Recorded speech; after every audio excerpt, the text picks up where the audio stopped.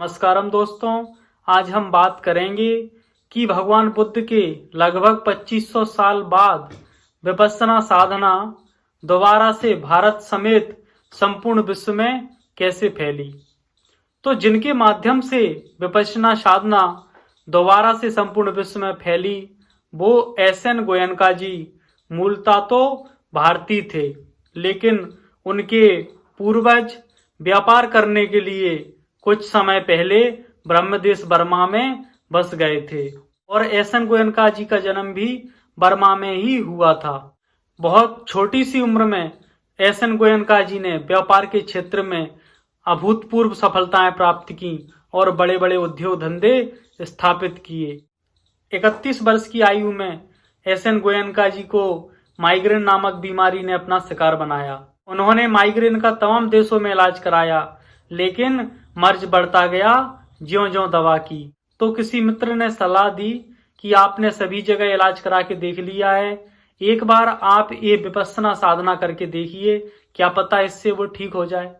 तो उस मित्र के कहने पर गोयनका जी 10 दिवसीय शिविर करने के लिए सैयाजी उबाखेन के पास गए और गोयनका जी ने 10 दिवसीय विपश्यना साधना का शिविर सैयाजी उबाखेन के निर्देशन में किया और गोयनका जी ने उस माइग्रेन नाम की बीमारी से छुटकारा पाया। इसके बाद में 14 सालों तक वो विपश्यना साधना का अभ्यास अपने गुरु सैयाजी उबाखेन के सानिध्य में करते रहे। उनकी माँ जो भारत में थी, उसमें खबर गई कि उनकी तबीयत बहुत खराब है। गोयनका जी को लगा कि यह साधना यदि मेरी माँ को मिल जाए तो वो ठीक हो सकती है। तो वह अपनी माँ को विपश्यना साधना सिखाने के लिए भारत आए और अपने देश भारत में आकर के उन्होंने अपनी माँ समेत कुछ 2-4 रिश्ते नातेदारों का एक 10 दिवसीय शिविर का आयोजन किया, जिससे उनकी माँ उस रोग से मुक्त हुई और उसके साथ में जो लोग शिविर में बैठे थे उनको बहुत लाभ हुआ।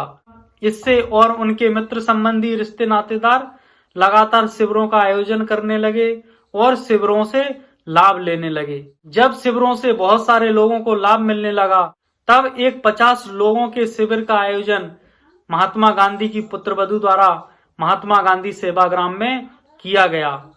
और उस शिविर के बाद में जब लोगों को शारीरिक, मानसिक एवं विभिन्न क्षेत्रों में बहुत लाभ हुआ, तब गोयनका जी संपूर्ण भारत में इस विद्या को फैलाने के लिए उस समय के प्रख्यात संत विनोबा भावे से मिले और इस विद्या के बारे में उनसे चर्चा की।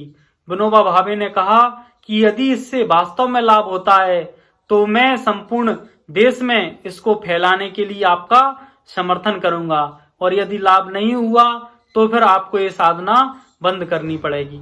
गोयनका जी सहमत हो गए और एक 10 दिवसीय स्कूली बच्चों का शिविर का आयोजन किया गया। शिविर करने के बाद में जब बच्चों के स्वभाव में और उनके सोचने समझने एवं विचारने की क्षमता में बहुत बड़ा परिवर्तन देखा गया, तब विनोबा जी ने इस विद्या का समर्थन किया और संपूर्ण भारत में इसको फैलाने की अनुमति दी। जब गोयनका जी भारत आए तब 100 लोगों से ज्यादा लोग उनको नहीं जानते थे और ना ही गोयनका जी 100 लोगों से ज्यादा किसी को जानते थे।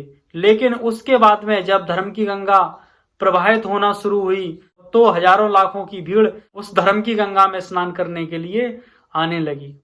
उसके बाद में जेल के कैदियों को इस साधना का कैसे लाभ मिले, इसके लिए गोयनका जी और सरकारें प्रयास करने लगे। जेल का सबसे पहले का शिविर राजस्थान सरकार के निवेदन पर जयपुर सेंट्रल जेल में सन 1975 में लगाया गया और उसके बाद में लगातार जेल में शिविरों का आयोजन किया जाने लगा।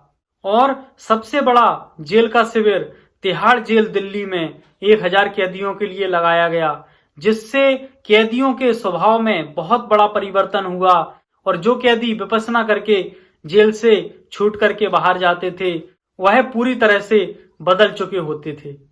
और जब इतना लाभ विपश्यना साधना द्वारा मिलने लगा, तब तिहाड़ जेल में स्थायी रूप से विपश्यना साधना केंद्र की स्थापना की गई और इसके बाद में विपश्यना साधना संपूर्ण विश्व में फैलना शुरू हुई। आज के समय में संपूर्ण विश्व में विपश्यना साधना के लगभग 161 सेंटर हैं जो हजारों लाखों लोगों के जीवन में विपश्यना साधना के माध्यम से रूपांतरण करने में सहायक हैं। धन्यवाद।